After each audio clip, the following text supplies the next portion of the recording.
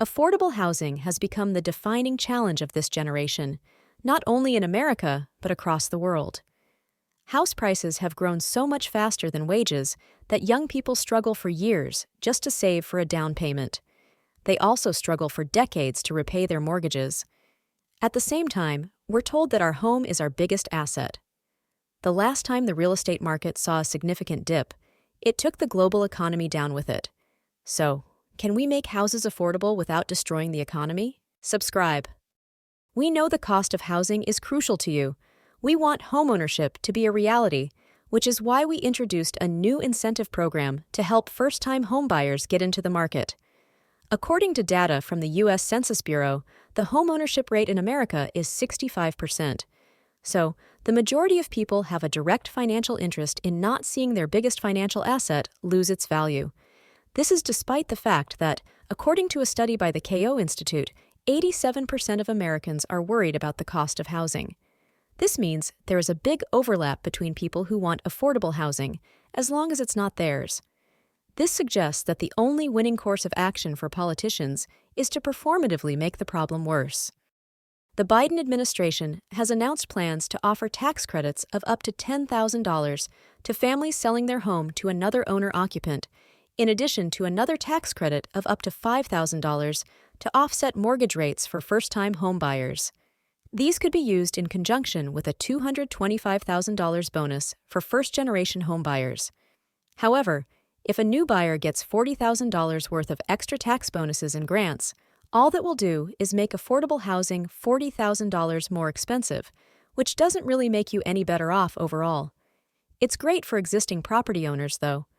This approach has been tried in other countries like Australia and Canada and did not work as a long-term solution, although it did allow some to rent out their basements on Airbnb and use the proceeds to buy luxury items.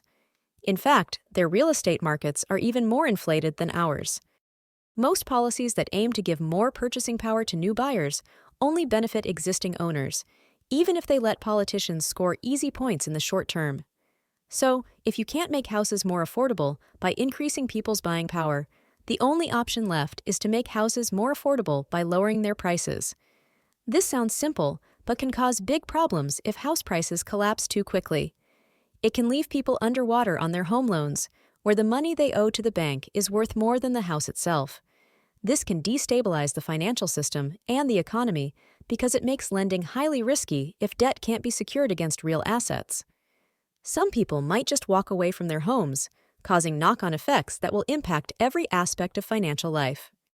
The people who will be hurt most by a housing crash are those who have just purchased their first home and still have a large mortgage on it since they have the smallest equity buffer before their mortgage is worth more than their house.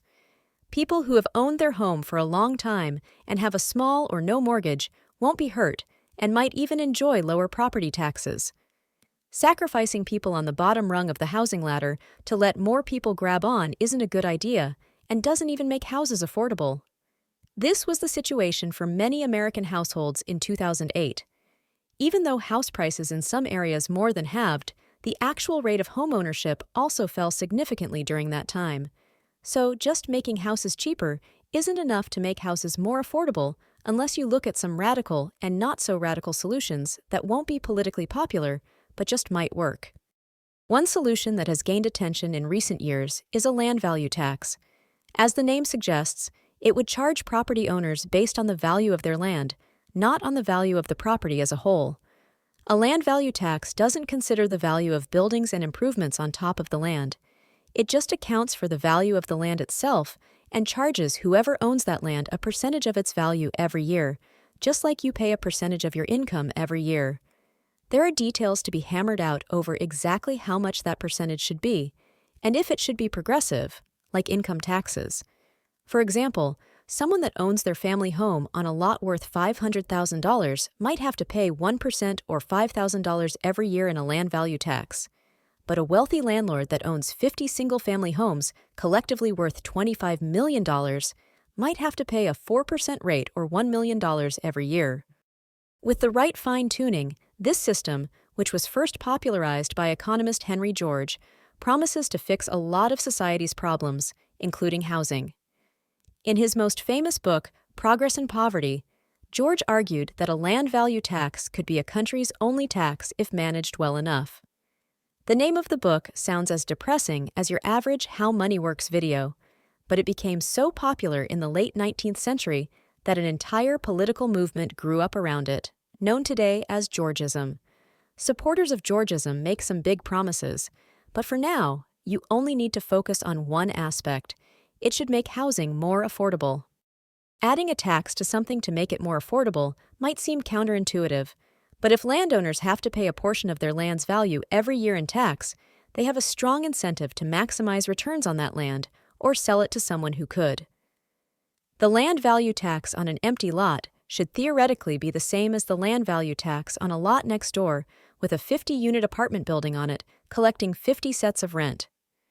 The owner of the vacant lot is motivated to either sell their land or build something on it to generate income to offset the tax they are paying. This could discourage vast landholding purely for capital appreciation because it makes it less profitable to hold on to empty real estate. A broad land value tax could also offset income taxes, giving regular working people more disposable income to put toward buying houses. Traditional Georgism argued that a land value tax could replace income taxes entirely, but even if you don't believe that's possible, it would still help. If the average house is worth $1 million, that isn't a problem if the average worker makes $250,000. But in reality, house prices have massively outpaced wage increases since the 1970s. A land value tax could rebalance this in 3 ways. By reducing income taxes, since the government would get an alternative source of revenue. By making real estate a less attractive buy-and-hold investment, pushing more supply onto the market by getting people to do something with their land instead of treating it like an investment. By encouraging people to invest in actual businesses that make products and employ people, rather than buying and holding land. More business investment instead of more real estate speculation should increase worker productivity and wages, closing the gap between income and house prices. Perhaps the best part is that this can be done slowly so that house prices don't collapse overnight, which would just make things worse for regular people. The challenge is political.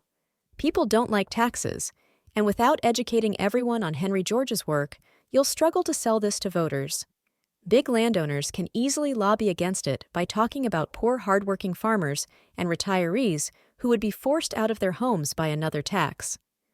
The moral justification of a land value tax is that a country belongs to its people. If you want exclusive use of a bit of that country as your private property, you owe a little rent to everyone else for using land that belongs to them. It makes sense, but won't be politically popular. It also involves more government interference in the free market, favoring one type of investor over another. Even if a widespread land value tax never happens, at the very least, taxes that currently favor real estate over business investment should be scrapped. Real estate-specific government perks like 1031 exchanges, reduced capital gains, opportunity zones, negative gearing, PASRs, deferments, deductions, tax credits, homebuyers plans, government-backed mortgages, and home office write-offs all act like a negative land tax, shifting government incentives in favor of hoarding as much land as possible. With so many perks, it's no surprise people buy real estate as an investment. Another weakness of a land value tax is that it assumes people with land holdings wouldn't already be building housing to maximize their rental income if they could. But they can't. So the second solution to making houses more affordable without destroying the economy is simply to build more houses. Zoning, NIMBYism, HOAs, a long list of confusing codes, and a lack of skilled tradesmen have made building a home a major ordeal. The sign of a successful economy is that it can produce things like a computer, a car, or a house efficiently and for a competitive price.